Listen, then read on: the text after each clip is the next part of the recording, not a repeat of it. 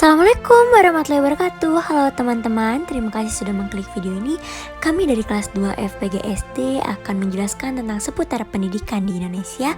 Kami dari kelompok 8 yang beranggotakan Alexandria Saravania, Amalia Dwi Pertiwi, dan yang terakhir adalah Puji Ayu Handayani. Selamat menonton, enjoy! Pendidikan adalah upaya mencerdaskan, mencakup, melatih, membimbing, dan mencontohkan.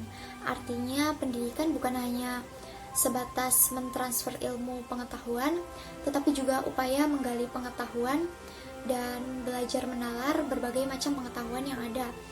Pendidikan juga mencakup 3 aspek penting, yaitu aspek kognitif, aspek afektif, dan aspek psikomotorik. Mencerdaskan kehidupan masyarakat dan tentunya meningkatkan dan membentuk sumber daya manusia yang berkualitas. Sangat penting karena kualitas sumber daya manusia suatu negara adalah hasil atau cerminan dari seperti apa pendidikan yang diterapkan di negara tersebut dan berhasil atau tidaknya pendidikan itu diterapkan. Yang tentunya kualitas sumber daya manusia itu mempengaruhi kemajuan suatu negara. Pendidikan merupakan pilar dasar untuk mencapai kemajuan di berbagai bidang, baik sosial, ekonomi, politik, dan lain-lain.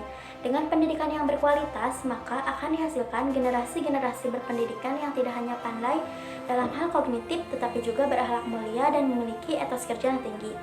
Eksistensi pendidikan dalam kehidupan masyarakat sangat penting. Sebagai upaya mengembangkan diri di tengah perubahan global yang semakin cepat, melalui pendidikan, masyarakat akan lebih leluasa untuk dapat bersaing, serta menciptakan ide-ide kreatif dan mengembangkan inovasi-inovasi yang bermanfaat dalam kehidupan sehari-hari. Selain itu, dengan adanya pendidikan, maka masyarakat Indonesia akan lebih terlatih dan memiliki skill, serta mengetahui potensi yang ada pada dirinya sendiri. Dan hal inilah yang akan membuat kurangnya pengangguran yang ada di Indonesia, serta meningkatkan kualitas sumber daya manusia yang terdidik dan terlatih, dan dapat bersaing dengan negara-negara maju. Selain itu juga Rasulullah SAW pernah bersabda, carilah ilmu mulai dari kamu lahir sampai dari liang lahat. Jadi pendidikan itu sangat berpengaruh bagi masyarakat Indonesia. Faktor-faktor penghambat pendidikan yang umum di Indonesia antara lain adalah masalah efektivitas, efisiensi, dan standarisasi pengajaran. Hal tersebut masih menjadi masalah pendidikan di Indonesia pada umumnya. Adapun faktor-faktor penghambat yang khusus dalam dunia pendidikan diantaranya yaitu rendahnya sarana fisik, rendahnya kualitas guru, rendahnya prestasi siswa, rendahnya kesempatan pemerataan pendidikan, dan mahalnya biaya pendidikan. Nah, hal tersebut yang menjadi faktor-faktor penghambat dari sebagian kecil pendidikan yang ada di Indonesia.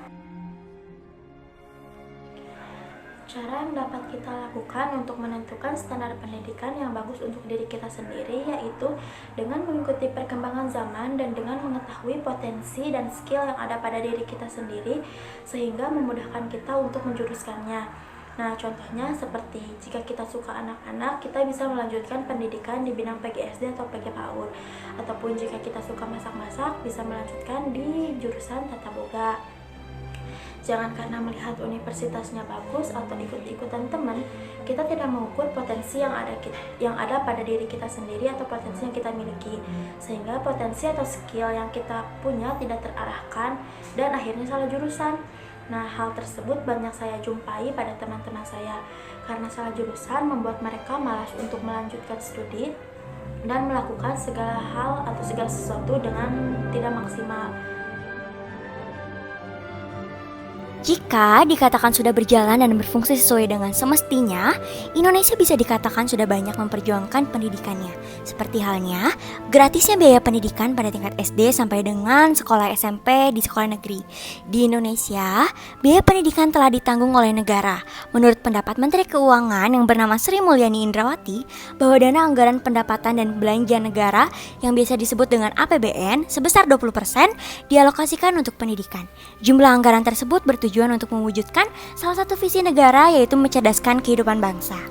Contoh lainnya ialah pemerintah berusaha mengurangi kesenjangan antara daerah. Istilah daerah terpencil akan ditiadakan.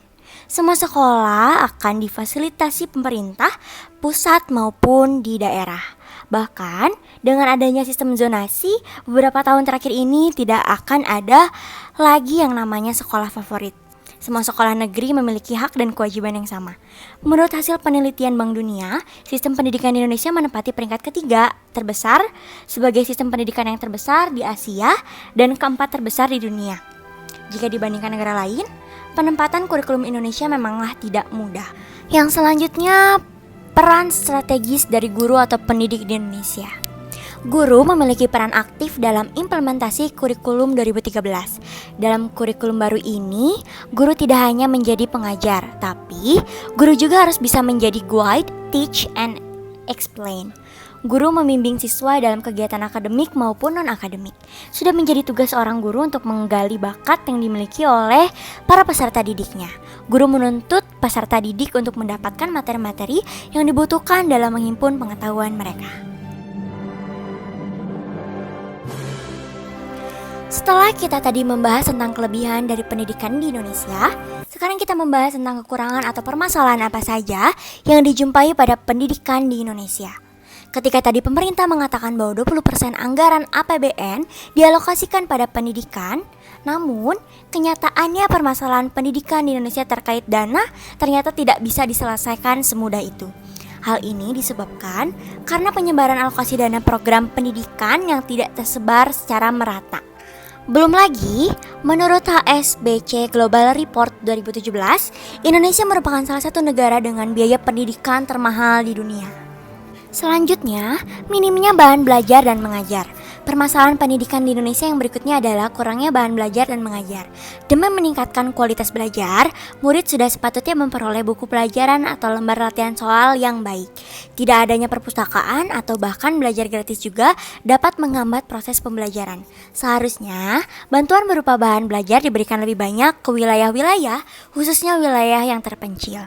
Bukan itu saja, guru juga memerlukan bahan ajar yang dengan materi yang tentunya berkualitas dan sesuai kurikulum terbaru yang sedang berlaku. Jika tenaga pendidik memakai bahan ajar yang ketinggalan zaman, tentu kegiatan mengajar menjadi kurang maksimal. Ini akan berpengaruh pada proses penyerapan ilmu para peserta didiknya.